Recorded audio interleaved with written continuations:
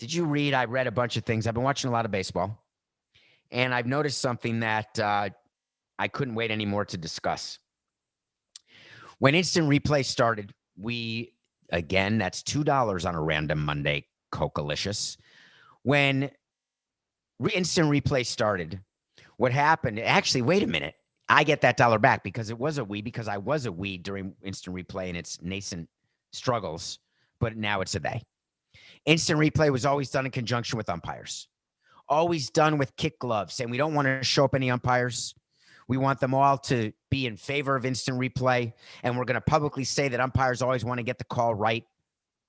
And we're going to say that they're cooperating, even though the relationship between the umpires union and the owners is as bad as the players union and the owners. What's the common denominator? Union, not owners. It's not that I'm anti-union. I've told you this. I'm anti-union when it's not meant to protect migrant workers or those who are being completely taken advantage of in every possible way to the point that they can't live. Umpires, believe you me, are doing fine. So are players. So the umpires always said, let's get it right, but they didn't mean it. They don't want to be showed up. So when they go through the rules of what can be used for instant replay, what can't, every rule that instant replay has about when you can use instant replay, what's required, what the threshold is, it is all based on umpires, all of it, saying don't show me up. But for whatever reason, there's been a decent turnover in MLB umpires. It is really hard to be. Let me start by saying that. Actually, I'm in the middle. Let me middle by saying this. It is hard to be an MLB umpire. The game is very, very fast. The plays are bang, bang. You have to be in an exact right position. You're doing it using your ears, your eyes, your instinct. There's about a gazillion rules you have to know. And they always have to be in your mind. You have to pay attention to everything that's going on in the field and also see if the pitcher's balking. So there's so many things an umpire's doing, but the umpires are struggling. This year has been so much more glaring than in other years. We saw the Mets game end on a Michael Conforto hit by pitch, which shouldn't have been. We saw the Brewers pitcher, Godley, get called for an interference that was clearly not an interference against the Marlins. We've seen mistakes in the base paths where umpires are calling players in the path or out of the path when they're in the path or out of the path, but the opposite. And so the question is, there was an interference call the other day. I don't know if you remember that. I don't remember the game, but they called an interference at a very bizarre time. And I think it was called by a pretty veteran umpire. And there was not one angle I could tell was interference.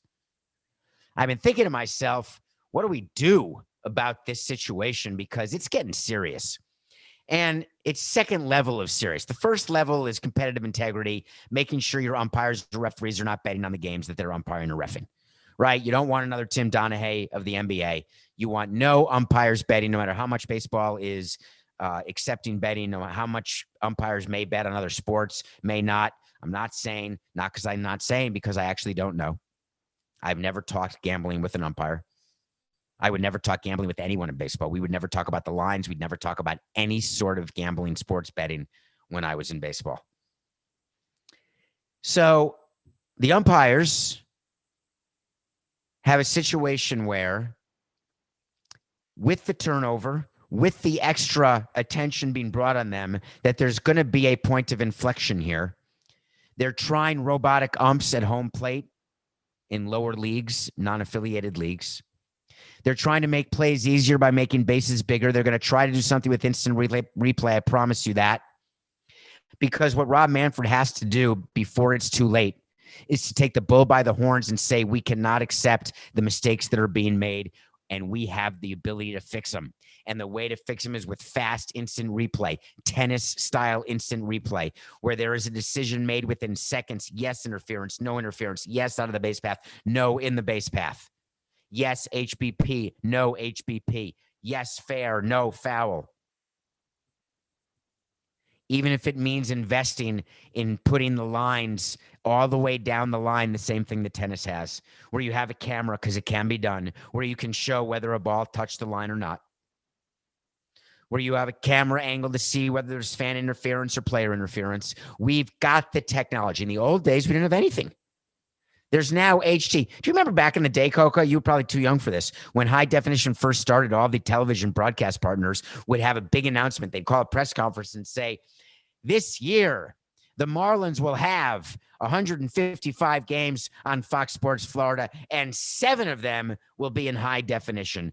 Everyone was so excited about that. 7 games in high def. Now, obviously, every game is high def. There's extra high def cameras. It is the accepted norm now, and there's cameras everywhere. MLB spends so much money on so many things that an investment into making sure umpires get it right matters.